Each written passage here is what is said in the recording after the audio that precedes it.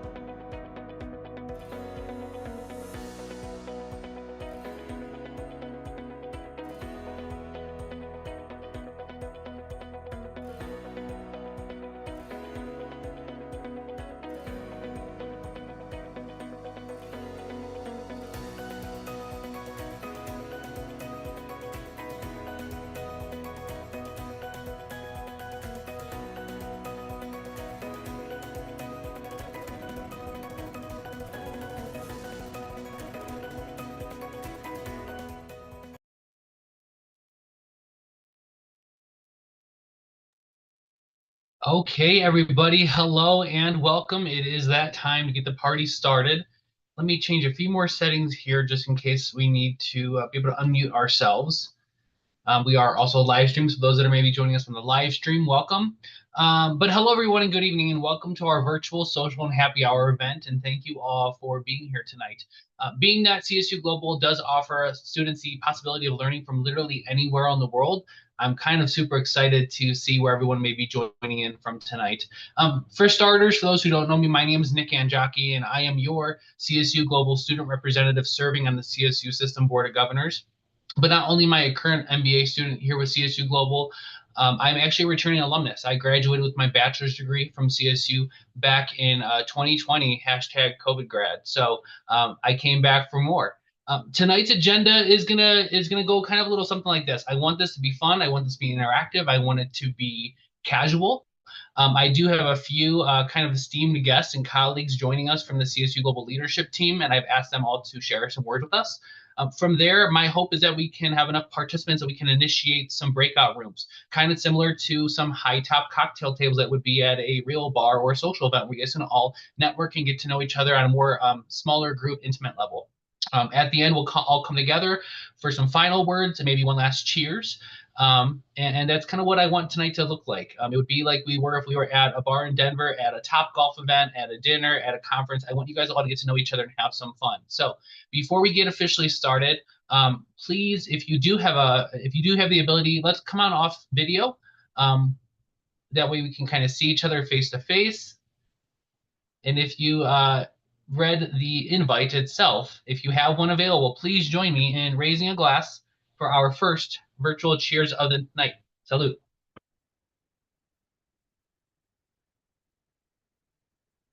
All right. So enough for me. You guys will hear from me later on, but enough for me. Our first speaker up tonight, please join me in welcoming CSU Global President. Dr. Becky, you are muted. You should be able to come off mute. There we go. You should be able to now. Now I can. Can you hear me all? Great. Well, hello, everyone. Thank you for joining our first CSU Global Virtual Networking event. I am Dr. Becky Takeda-Tinker, President and CEO of CSU Global, and I'm so honored to be with all of you. Thank you for letting me join you. Tonight's event has been created and led by your student representative to the CSU System Board of Governors, Nick and Jackie. And for every board meeting we have, which is 6 times a year, plus committee meetings, Nick shares his experiences with the board and the system leadership from his time at CSU Global while providing feedback and input to the board members for their decision-making at multiple levels. We are so grateful, Nick, to your ongoing contributions.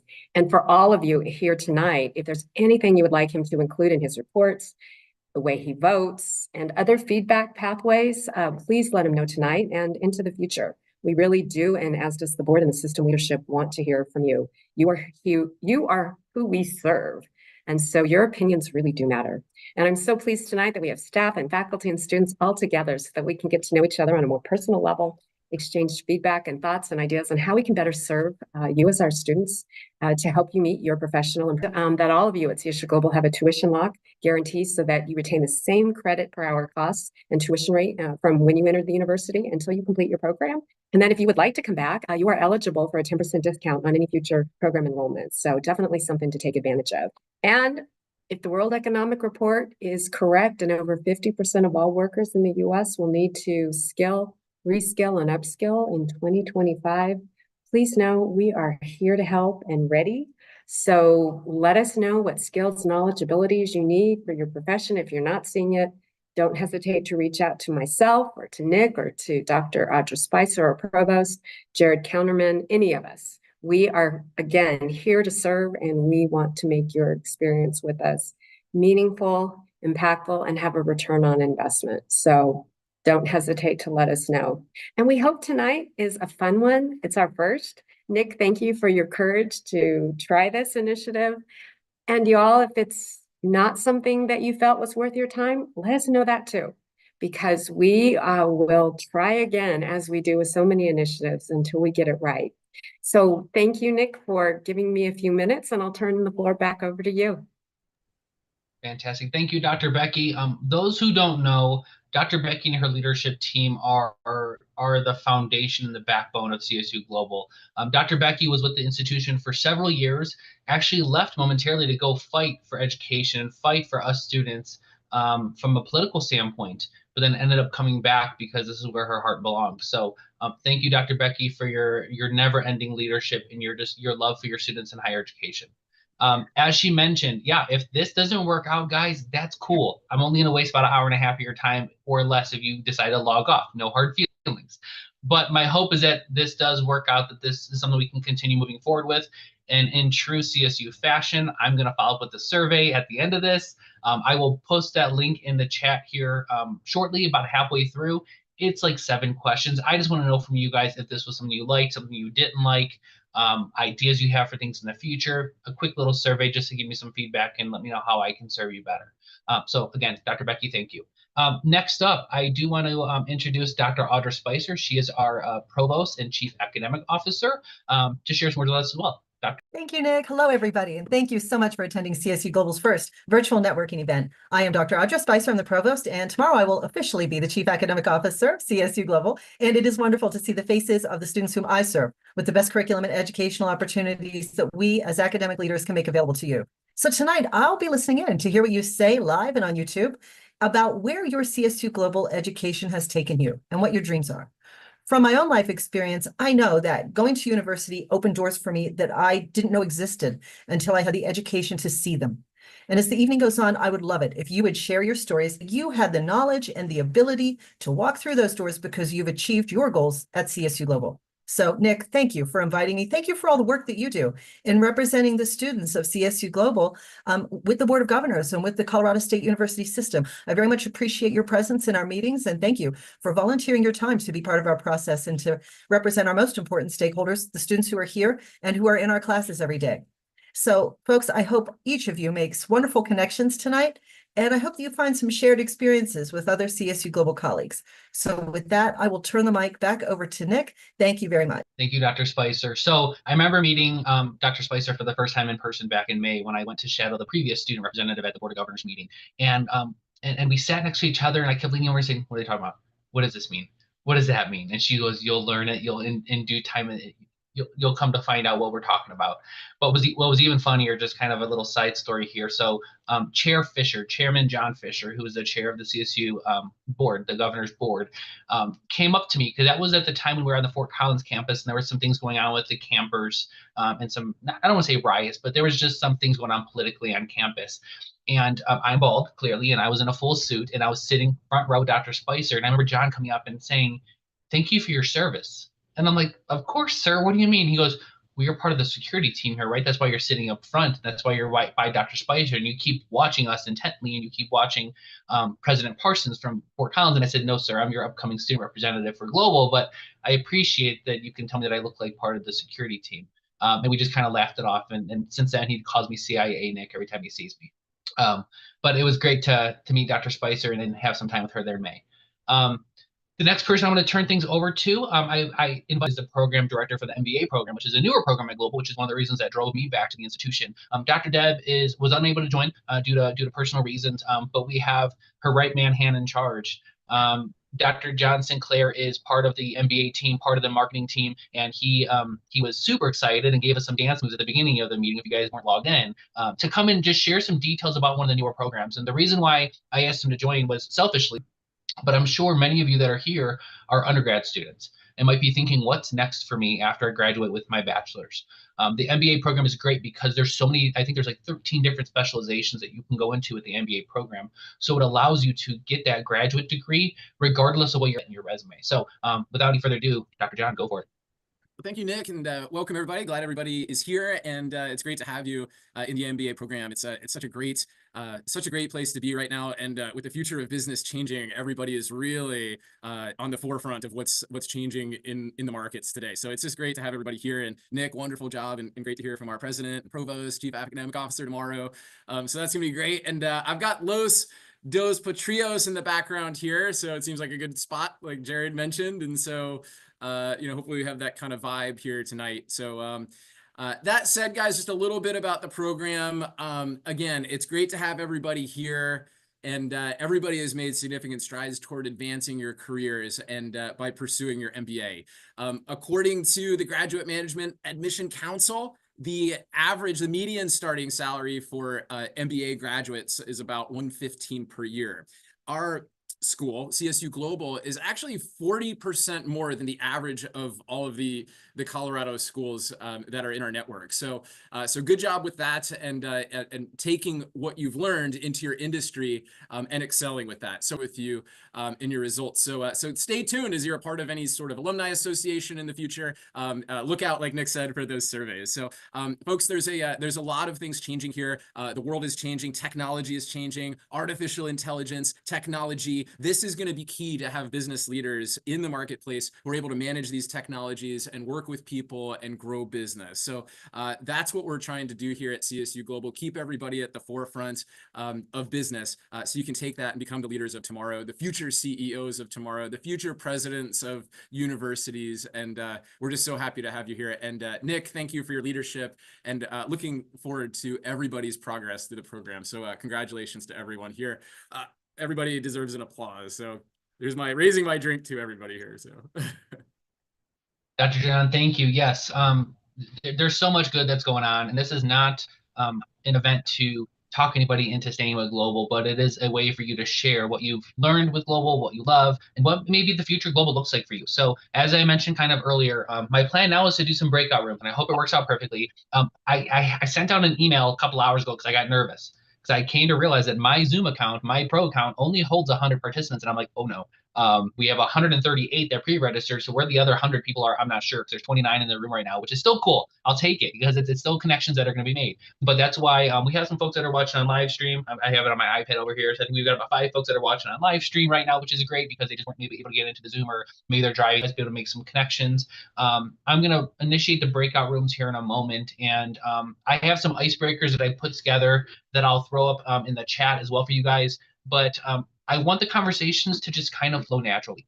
If you want to start by introducing yourself and then just see where things go, I think let's maybe start with these breakout rooms lasting about 20 minutes or so. I think we can have about 4 or 5 people per breakout room since we got just shy of 30 people. So it'll give you guys all some time to share out some details and then expand upon these points. So I just threw the points in the chat, that way everyone has them, but maybe sharing out your name, what program you're involved in and your location, maybe why you're in that program, what chose you to choose that program, what's your plan after post-graduation, maybe sharing your most memorable experience, kind of that aha moment that you had during one of your courses or during your program. And then also, in your opinion, a few moments here to get these breakout rooms built out. They are going to be completely randomized. So we're going to create, let's see here. And we'll create about 5 breakout rooms. So we can have about 5 or 6 people per room. And if you are able to, again, please come off video. You should be able to unmute yourselves so you can talk. If you're unable to come off mute, that's fine. Utilize the chats that are in the breakout rooms. But yeah, we'll spend about 20 minutes in the breakout rooms and we'll go from there. So without any more hesitation here, let's go ahead and we'll get these started in a few moments.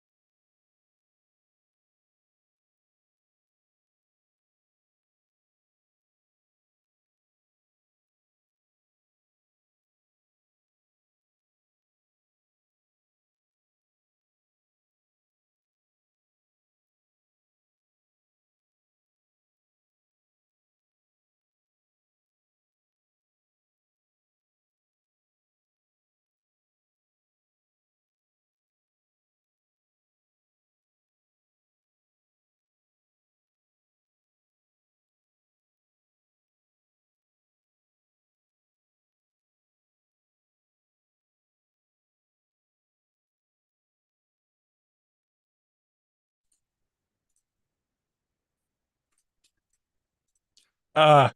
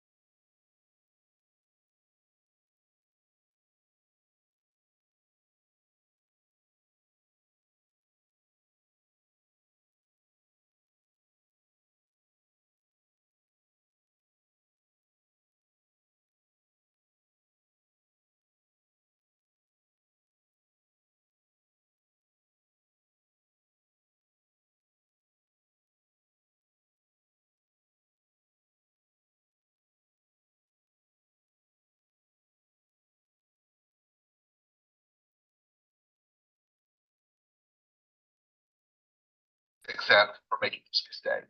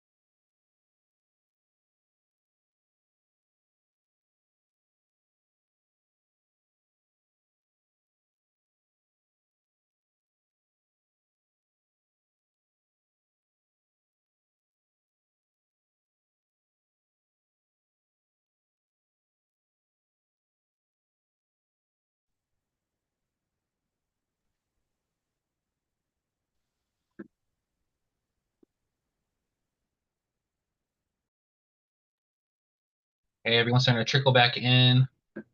Sarah just turned off her camera. It looks like she's on her commute home, maybe. Correct. She's on a bus I'm about to somewhere. get off the train, so then walk back, and my phone will be in my pocket on the walk back. So That's fine, unless no you guys want to worries. see my dark pocket. Hey, Nick, is this, or did we move into a different breakout No, I room, brought or are we everybody back back in to the main main session? room just for a Okay. couple minutes, and then yeah, I'm gonna do another send a couple others. Like kind of what I said. What I love is that I can bounce around as the admin and pop into a couple different rooms. You guys don't have that ability quite yet.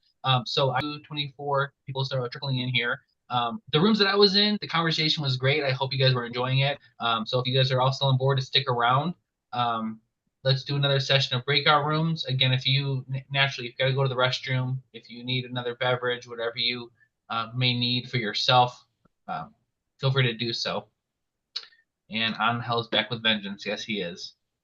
Those of you that might have Angel in your room, he's a hoot. So good luck.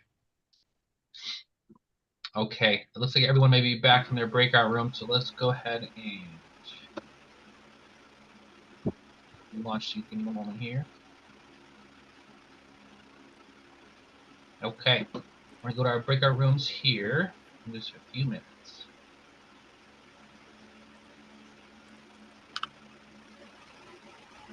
All right, see you guys soon.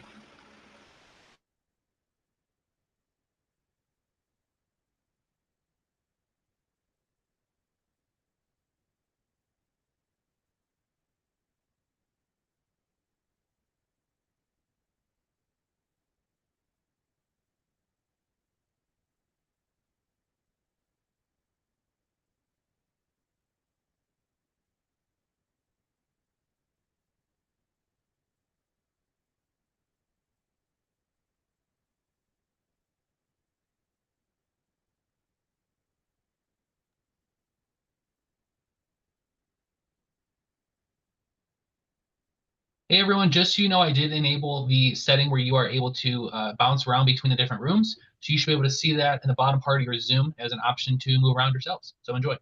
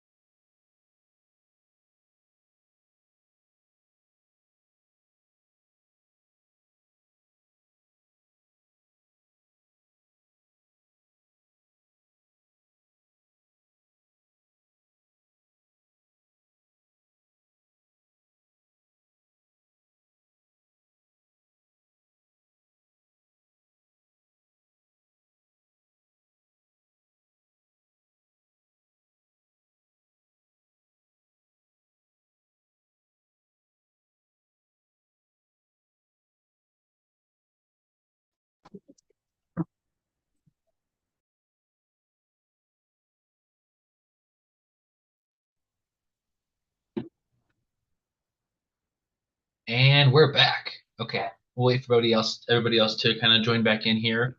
And link.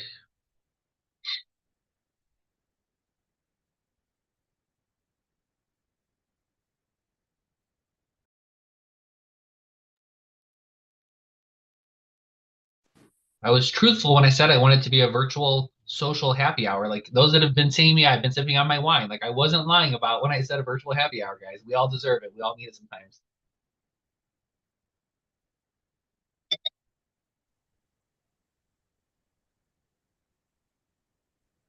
Okay, everybody, welcome back. It looks like we've lost a few folks, which is fine. We all have commitments outside of what we do, educationally, career-wise, family-wise. But I do want to thank all of you for being here in true CSU fashion. We have a survey. I know we get overloaded with surveys, but it's what we do. Dr. Becky is a data jump meetings.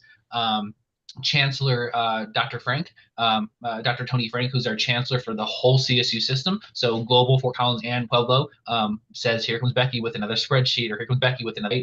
That's one of the things that we can live on in a virtual space is data, is survey feedback, things like that, because at the end of the day, we don't have the ability to come together collectively in person in a manner, things like that, right? We have to rely on these type of atmospheres. Those of you who may be with Jared Counterman, you guys may have seen him on the call or know of Jared. He is he's the vice president of student success. So he's a student representative. Jared and I are hoping to be putting together probably in the spring now, so we're not fighting with the weather, probably in person, some information out about that. My role does sunset in June, to cannot continue my position, and two, it's a 1-year term unless I'm re-chosen through an application process. So anybody who may be interested in serving as a student representative, keep an eye out. Emails apply, and it goes through the student advisory council to kind of choose an individual. It's a little bit different for us because we don't have a student government. Fort Collins and CSU, my student colleagues there are the student presidents for the student government of those universities. So I am through an application, or this position is through an application process, where theirs is through like a nomination and a voting.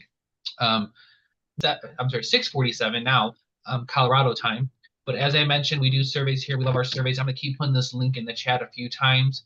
I want to thank you guys all from the bottom of my heart for joining me. I know we're in a couple different zip codes. We've got folks out on the East Coast. I know Robert's in North Carolina. Shamie and I are here in Pueblo. Elijah's up in Denver. Julia's in Wyoming, if I remember correctly. I know Ken's out in Hawaii. Shame on him for being in Hawaii and still having sunshine right now. But I appreciate you guys all joining. The ability to unmute should still be a thing for you. So if anybody wants to share anything out now in a greater group, there's 18 of us. Now's your time, and I will kind of hang out until 7 o'clock for those that may want to hang around. But as Dr. Becky said, please be truthful in your survey. It'll take you no more than 5 minutes to do it, but it gives me feedback on if you thought this was kind of a cool event, if you'd like to see more of these in the future. So other than that, I'll stop talking and I'll let anybody else share out anything that they may have to share out. And I'm just here as a resource for you guys. So please let me know if you ever need anything. Thanks, Nick. Appreciate it.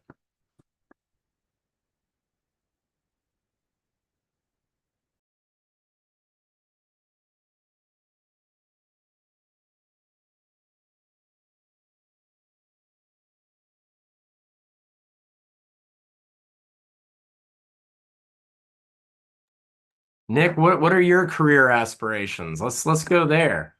So, okay, so fine. So I'm the silly goose who decided to go into HR as a career. I've been in HR now for about 12 years. I have both my associates and my bachelor's in HR. I have 2 certifications in HR, and I'm in the MBA program, specialized in organizational leadership and change management. I have spent some time in different organizations. I've been in the for-profit space, worked for a PEO based out of Ohio.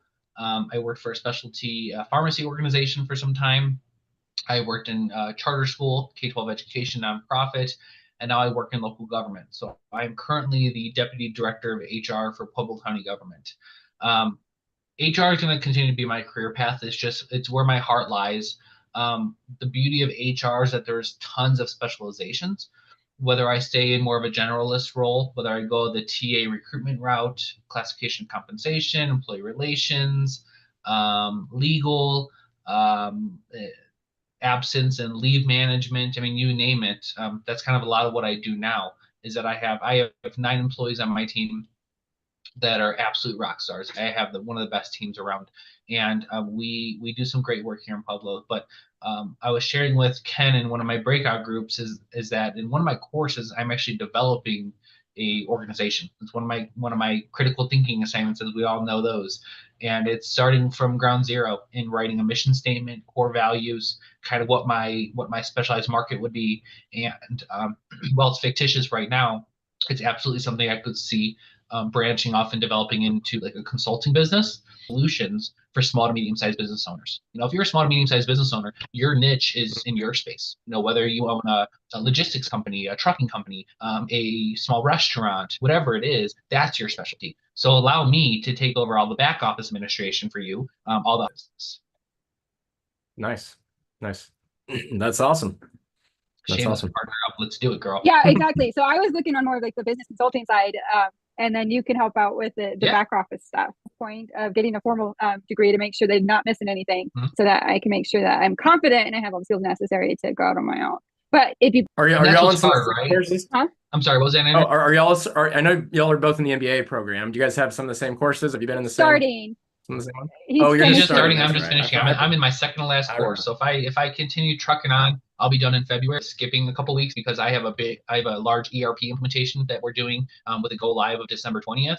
So without losing any more of my hair and going crazy, I might skip 4 weeks, which means I'll still graduate then in April and walk in June. But yeah, I'm almost done here. What advice do you have for the rest of us in the graduate degrees? I'm halfway through, so I can see the light a little bit. Okay. Still. So what's your program? Way. Is that data analytics? Okay. So you found a very niche type position, right? Niche type program.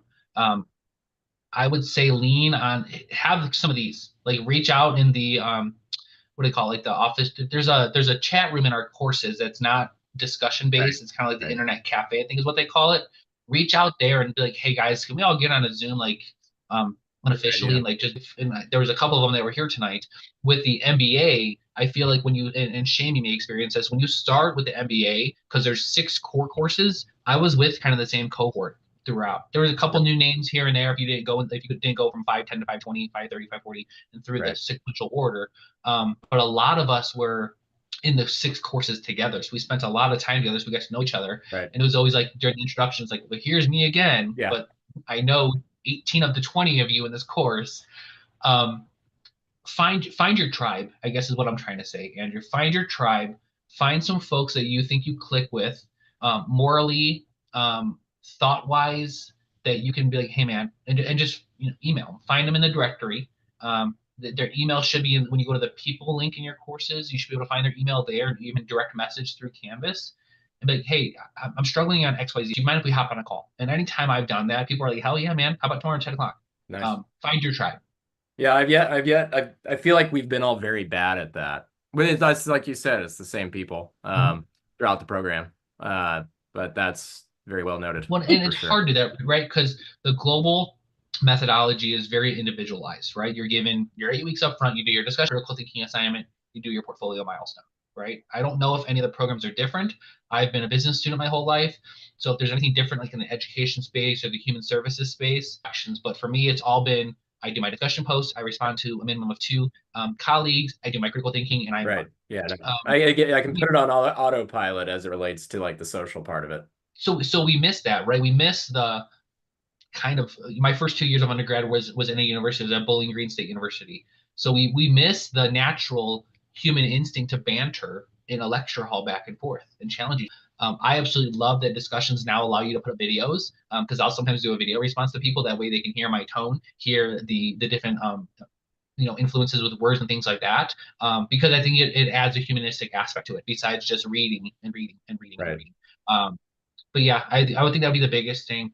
Find your tribe, find the folks you can lean on, and if they're not in your program, that's cool too. Man, reach out to me, because if you're struggling in a course, if you're struggling with a professor, if you're struggling with time management and balancing work life and school, let's talk about it. Because I have a very busy job. I am in school full time. Keep my wife happy support system, but then I serve on the board of governors, and I also serve as the treasurer for a local charter school. So I've got a lot of irons on the fire per se. I've had other people reach out to me and ask me to consult or to join this board or things like that, and I always tell them I appreciate it, but I need you to wait until the springtime, because for me springtime means I'm done with school and my term on the board of governors is over. So that's now two very time-consuming commitments that I've made to myself that I needed to finish that now come off my plate. So I've always told people, I ask what I offer you. If I can't give you 100% of Nick, then I can't do it right now. You need to wait until I can give you 100% of myself. Nice. You have you dropped your LinkedIn in here, Nick? I have not, but I will drop it right now for you, man. It's me. It's linkedin.com/Nick and Jockey. There you go. Nick, I had to step away for a second. This is Shanae. So I see the title at the end of your name, so I assume you are in human resources, correct? Okay, I'm almost done. Send me a connection request. Let me know how I can. Shanae, are you doing undergrad or graduate? Undergrad. So I have a year left. I just don't know what I want to do, stay in transition. But there's so many buckets now, compensation benefits, DEI, like, but it's just nice to know, like, I want to do the SHRM certification there, or just kind of help me with the path that you did and stuff. Yeah, shoot me a connection request. I'm guessing you're doing the bachelor's in HR management. Yep. Yeah, I started off in healthcare admin and management, but because I've been in healthcare for like 15 years. And but I was taking this, and my mom used to be in human resources. So we were talking and stuff. I said, I think I'm gonna switch my direction. And when I found out through work, I found some mentors, and they said it's easy to shift gears because I'm doing something totally different right now. I'm data analytics, and I'm tired of numbers. So I don't want to do payroll either. Listen, girl, you're not alone. I'm 35. I've been in the HR space for 12 years, and I still don't know what I want to be when I grow up. So you're not alone. It's okay. Yeah, you're right. There's so many different paths you can go with HR. You just got to kind of find your niche, and we'll help you find it. Andrew, Jessica, but yeah, reach out to me. Let me know how I can help. What I will say for you, Shanae, is Dr. Betsy Lopez is the program director of the HR, both undergrad and graduate HR programs. She's phenomenal. She's super helpful. She Global offers a I don't remember what it is. I think you can get a SHRM student membership. I do have that. Significantly cheaper to join the actual SHRM. Okay, so you got that. And then your SHRM, your certification, the university will reimburse you. I think if you pay for it and you pass, you send Dr. Lopez that receipt and they pay you back for it. See? Yeah, and that's like $1,000 it's $1,500 right there. through the SHRM website. It's $500 for, I think it's $500 for the prep and then $1,000 for the test, or the other way around. Yeah. Dr. Betsy Okay, what's Lopez. her name again? Dr. Betsy Lopez. Okay. And I don't want to feel like thank you so much. Shanae.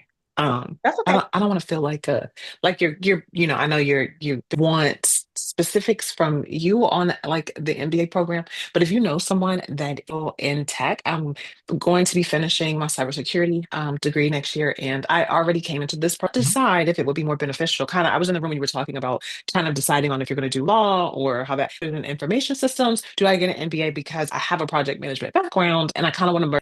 So I was like, I don't know specifically kind of which way to go. And so I'm really interested to find out more from a part in regard to the classes and things like that, so that I could see what might better set me up for success. So if you know anyone, not necessarily just right now, if someone comes to mind, please let me know. I'll send you an email. Either way, like I'm happy to share some details now, and I'm happy to kind of rack my brain of who was in my cohort from a data standpoint. That's the beauty of the MBA program, is that there's several different specializations. So what I would give as a piece of advice now, Al, because I've been to there's 6 core MBA courses, and then you do your 4 specializations. So it's 10 courses, 30 credits. I think having 2 degrees in HR and 2 certifications, toyed around with the idea of specializing in finance. So I'm like, I like numbers, I don't like accounting, but I could do finance. And finance and HR are very much intertwined in many organizations across the board. You're going to take 2 finance courses as part of the 6 core MBA classes. I did well in them, but I had to have a come to Jesus with myself and kind of read the course descriptions. And I'm like, will I geek out about and be interested in expenditures and dividends and financial planning for 8 weeks that I'm going to remain interested in my coursework? And I didn't think I would. So while I did well in the 2 courses that I took, I had to find something. And I mean, I remember printing them out. I hate paper. but I remember printing out the 6 different specializations that I was considering, and I kind of picked my 2, and I made a mental note. I had my wife read them and pick them based on what she knows about me. I had my director who's got his doctorate. I said, Dr. Matthews, check these out. Let me know what you think would be best for me. I had a lot of people that were part of my tribe read through them and be like, nope, this is unique. Like, this is your specialization. This is where we see you. And I had to kind of lean on my people to be like, while you may aspire for finance, that's not where you're going to be in the future because of, I mean, there's so many different assessments like the strengths finders assessments, things like that, that you can look into courses and saying, okay, I did okay. I got my A's in the courses, but can I do this for another 32 weeks? I didn't think I could. And This, that's you okay. said there's a strength finder assessment? Yeah, so it's through, let me throw up a link for you guys. So it's through Gallup, Strength Finder. We're actually utilizing it in my courses right now. I took the assessment years ago, and there's different levels you can buy. I just say buy the 5 one. There's a top 5 Strength Finder, and but you can buy all 34 of them, and it puts kind of in order like what your specializations are. I had mine. Here's mine right here. Damn, probably can't see it the virtual, my strength finders. So according to the assessment that I took, my top 5 strengths are strategic, achiever, futuristic, ideation, and realtor. And then it goes into, once it gives you results, it goes into defining all those, what the connected strengths are. And it's kind of one of those like personality tests in a way, but this one is so much more in depth. And the top 5 one is, I'm trying to find it here for you real quick. Thank you. That would be very helpful. I didn't realize that they broke down into that much. They do, and it's pretty slick. I'm gonna throw up the link. This is the Clifton 34, so it's $60 if you want to pay it. It'll give you your top 34 strengths because they break them up into different domains. So the domains are executing, influencing, relationship building, and strategic thinking. Then each of those 4 domains have a bunch of different strengths that live in them. If you just Google like business leaders Clifton strengths, it'll pull up people that have all kinds of different ones. But yeah, that's kind of a way to help you realize not necessarily like a career path for yourself, but just where do your strengths current state, right? Because this might change in 5, 10 years. But current state, what are Elle's strengths that she can bring to the workplace, bring to her personal life, and maybe help align career It's wise? awesome. Thank you. I also did the strength finders, Nick, and my top one was analytical. I did this years and years ago. I didn't even think about it. It's funny. I just logged back into my account. But it's funny how that works out. I knew myself well enough to know what I wanted to do, but it is funny to have the affirmation, I suppose, of a test. But yeah, for sure. It makes you think, like it makes you reflect and say, oh, because there's a lot of like the questions, if I remember correctly from when I took it, are just like they're Likert scale. So disagree, strongly agree, things like that. It's not multiple choice. It's just do you agree with, or are you this adjective or that adjective? Are you this adjective or that adjective? And you kind of self-reflect and kind of define yourself, and then it helps you, somebody super smart, Don Clifton, developed this way back when, of based on what they asked you. He was a mastermind in psychology. Where are your strengths? So I'm gonna put up got another a lot of history and legs to it. It's reputable, is what Mhm. Nick's pointing out for sure. Yeah, it's not fluff. I mean, there's been a lot of people that have done this. I'm gonna throw up another link from Amazon for you, Al.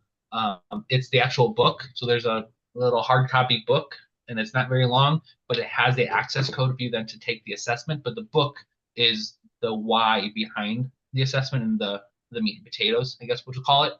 And you can buy it on audiobook, on like Audible, or you can buy a hard copy book. But when you buy it, it gives you the access code to be able to take the assessment. Thank you. I'm on book 33 of 36 this year. So I'm going to add that. What? That's awesome. Yeah. Bro, I don't read. I don't read. I read articles and lecture material, and then state law for work. That's about it. I don't like to read. I have 70 pages to read. It takes me forever. It's my escape from reality because I don't really watch a lot of TV. And so I can take books everywhere. I don't have to I'm not imposing on anyone audibly, trying to listen to something, or I don't need to zone out. Like I can just go anywhere and read a book. So it's always been like my favorite thing. Good for you. I admire you. Right. Gerson, Detrell, Jacqueline, anything from you guys? Anything you guys want to shout out about or ask questions on or No, it's just interesting to listen to all of the banter back and forth. big deal? This event was pretty fun. It was pretty good to get to know everyone because it does get a little lonely with online courses. Yeah. Gerson, I agree, where are you Kirsten. located? Oh, I'm from South Carolina. South Carolina. Okay. Hmm. We had a North Carolina. Rob, I think his name was Robert. Robert was North Carolina. Jacqueline, where are you from? Detroit. Roy? Yep. It's been some, so earlier in my career, 15 years ago ish, I worked for Quicken Loans, now Rocket Oh, Mortgage. okay. Yeah, I was a mortgage banker. I grew up in Cleveland, Ohio, so there's a satellite branch in Cleveland, and then there's one in Arizona too. But yeah, I was a mortgage banker for some time. Um, Made good money, but they attract young people who don't have a life and who can work 80 hours a week, and that's what I did for some time until I was like, okay, I'm done with this. Phenomenal organization. I still remember, if you guys ever want to look it up as far as like workplace culture and things like that, the isms is what they called it. It was Dan Gilbert's isms related to all of his organizations because Dan Gilbert owned or owns tons of organizations. Yeah, there's Even like going, 400 subsidiaries. yeah, it's ridiculous what that man is involved in, but good for him. But yeah, the isms around the workplace culture was huge. Yeah, when I was doing an internship, not my internship, one of the 4 jobs I was working, 10 years ago before I got the job I'm in now, which I'm summarily trying to leave, which is why I'm at this university getting another degree, another master's degree, because the first one didn't do a whole lot for me. We got to tour, it was with the Detroit Chinese Business Association, which is trying to bring manufacturing into the state of Michigan from mainland China. So they're trying to bring in companies to invest in the Detroit area, especially with automotive, because obviously it's Detroit, it's the Motor City, we have cars. So we toured some of the Gilbert facilities and the War Room thing, which has cameras all over Detroit. So they are tied in with the police department and everything as part of the revitalization and to lower crime and everything like that.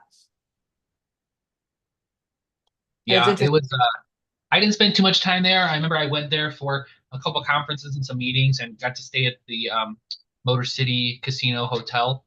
But yeah, Detroit's a cool spot. It was if you're born and raised, no hate for me, but it was a sketchy place back in the day. Just how Cleveland was. Cleveland was very sketchy back in the day when I was growing up. But both of those cities have and really attracting young professionals to move to the downtown areas. And now they're booming cities in my We have a opinion. Gucci store downtown. There you go. I know it's like really big news. I think the revitalization started about 15 years ago because I remember, growing up, Detroit was pretty sketchy, like back in the early 90s, and then the Red Wings started winning, and so that helped with a major infusion of money into the city because people were coming in and we didn't have the downtown like it was or the midtown, the financial district, Corktown, all that stuff. Ship sports, they've moved the Pistons downtown ever since. We have a new arena, 2 new arenas technically. The Lions are back downtown. Like 750,000 people showed up for the draft days, and like I saw I know it was USA Today or something was talking about how for every playoff game that we were in last year, it generated like during the course of those weekends, $20 million over the course of the weekend. So like, for people getting paid, for restaurants, for parking, all of that stuff. So there's just been, as we have gotten more cities actually moving back downtown. Like we have our building downtown. We've always had the building downtown, several buildings actually, but the satellite office that I'm in and the one that was across the street from us that they'd been using for 20 years, they just shut that building down last year. My building we're giving up the lease on the floors and we're going back downtown. Yeah, so I live in Pueblo, Colorado. Those have heard this 15 times, I apologize. But I, again, born and raised in Cleveland, moved here about 5 years ago. I followed my parents. My dad's in the steel industry. So he moved out here 12 years ago, and I ended up following just to be close with him. And very different, very much a farm town, a population of like 112,000. So not big at all compared to what I'm used to. But there's some stellar things going on down here too. We've got good governmental leadership in place now that is really trying to clean up the city and clean up the county. But it's unique. It's unique to bounce around. I worked for a PEO out of Cleveland for some time, and I had 10 offices nationally that I supported. So I was traveling a bit anyways, and I kind of did like what travel nurses do, where I was living 3 to 4 months in different places because I was supporting that area, and I would hop a flight and go be with my other office for a couple days and come back home and go hop on another flight. So I lived in New Orleans for some time. I lived in Chicago. I lived in LA. I lived in Florida. It's every I I think you see the good and the bad. I think people that have never like for probably same for Detroit. People who have never left the area to go experience something else and then came back and saw the change. You don't see it. It's like kind of like when you're on a diet. You don't see the change in yourself because you're seeing yourself in the mirror every single day and you think you look the same, but people haven't seen you for 2 months. They're like, damn, you look great. That's a similar thing with cities when the cities go through these changes. If you don't leave and come back and see the change, you don't appreciate it as much. Okay, so I started downtown when I got this job. That was 10 years ago.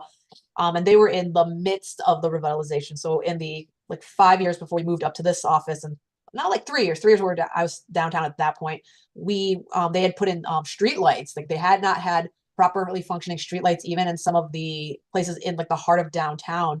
Definitely not in Midtown for decades at that point. And they were putting them in while I was working down there. There's new roads, there's new buildings. They're putting up new buildings left and right now. There's, $750,000 condos that are going up, which I guess my friend who's a VP at a bank just moved back to Detroit and moved into. It's very nice, very narrow. But it's in a district that was dilapidated buildings and fields. Like they just torn down a bunch of stuff for a number of years. It's some of the Gilbert projects actually. And they just put up brand new condos in that area. Cool. So they're revitalizing, they're still revitalizing left and right, which is great to see, being someone who, born and raised here. And I've lived around the country in various places since. But it's nice to be home because it's also affordable to be home. No joke. I actually never been there. So you're like kind of recruiting me to go to these other cities. But I actually heard about some of the projects that they were doing. I used to work for like a lot of nonprofits and with startup communities. And I heard about a local food system project that they started up in Detroit, where all the communities got together. So it seemed like a really cool place, like where everyone bands together during hard times, and then something entrepreneurial comes out of it. So it seems like an interesting place. I'm not sure, like when I was younger, I didn't like the cold, but I'm getting older and I have arthritis, so I'm starting to enjoy the cold. But I don't know, it sounds like a great place to live. I'm gonna hop off. It was nice to meet you all. Nick, I'll definitely email you. Would love to meet up since we're local. We got a lot going on. Let me know. I'll find time. But Don't I worry. need peers. I could totally use peers, and we're around the same age. So Yep. it looks like No, we're yeah, on the same let me know, path. and then I'll introduce So. you to my tribe, like I said, and I'll give you my networking. Again, it's funny you say that. Again, my wife is born and raised in Pueblo. I am not, and she'll tell you that I know more people than she does because it's just my nature. I get out, I network, I meet people. We're both fairly involved in the community, but she hates going out to the county because it's a reunion for her anytime we go to the county game. But it is what it is. Yeah, well, the more the merrier. But it'd be good to have friends my age. Right now it's just a little bit older, and the generation gap. Yep. But also being a student too, and then working. So it's just nice to have those common activities and stuff. But it's nice meeting everyone. Good luck this semester, and farewell. It's great talking to you. I'm going to go back to, that's why I was actually late joining. I was trying to fix the freezer handle that fell off of my freezer. So I'm going to go back to trying to do that. All right. And then Esther, I know you've been quiet. Esther, anything I can help you out with? Or are you just kind of hanging out? Hi, Nick. It's so nice to meet everyone. I have just been listening and learning. I'm also a HR student. Hopefully, I'll be graduating December 1st. So I've just been like taking notes from you. Yeah, right around the corner. Okay. Well, absolutely. If you ever need anything, reach out to me. You've got my email. But it was a pleasure. I hope you enjoyed the networking event. And you're my last one here, but I'm going to drop the link again. If you haven't done so, please do the survey for me so I know what I can do better next time. And then, yeah, as a fellow HR professional, let me know. Let me know what I can do to help out. Okay, thank you so much. You're welcome. You have a good one. We'll talk to you later.